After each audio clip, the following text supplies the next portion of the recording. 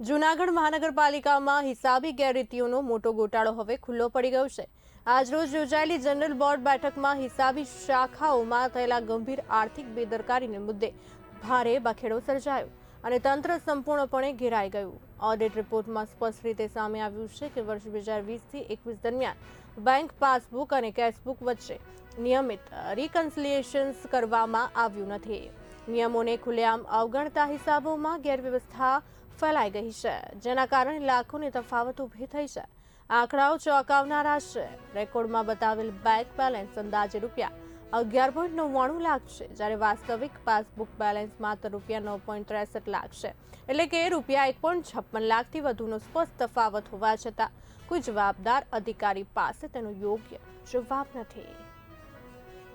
નગરપાલિકાનું છેલ્લે 2021માં છેલ્લું ઓડિટ થયું હતું, એ સરકાર દ્વારા કરવામાં આવ્યું હતું। ત્યારબાદ આપણે જોઈએ કે દર વર્ષે ઓડિટ થઈ જવું જોઈએ। જ્યારે ઓડિટ 2021, 22, 23, 24નું આખું 3 વર્ષનું ઓડિટ બાકી છે।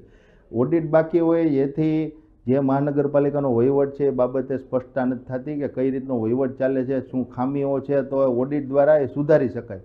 પરંતુ આપણે જોઈએ કે સરકારનું ઓડિટ તો 3 વર્ષનું બાકી છે, પણ મહાનગરપાલિકાએ જે દર વર્ષે જે ઓડિટ કરીને જેટલા 60 કોર્પોરેટર છે એને અહેવાલ આપવાના હોય એ પણ નથી છેલ્લા 3 વર્ષથી આપેલા।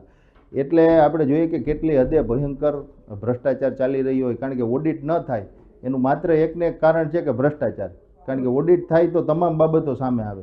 જી, એમાં પણ ક્યાંક ને ક્યાંક અમુક રકમની ક્ષતિ નજર ઉપર આવી હતી, એ કેટલી હતી? ડિફરન્સ જે બતાવેલો હતો ઓડિટમાં આપણે જોઈએ કે મહાનગરપાલિકાના આપણે જોઈએ તો 900 ઉપરના પારાઓ છે જે ઓડિટે કાઢેલા છે સરકારી ઓડિટે।